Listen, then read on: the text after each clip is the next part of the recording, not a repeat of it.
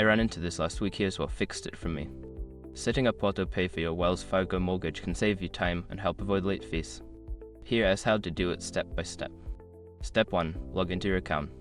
Go to the Wells Fargo website and enter your username and password to access your account. Step 2. Navigate to Mortgage section. Once logged in, find the Mortgage section in your account dashboard. This is where you can manage your mortgage details.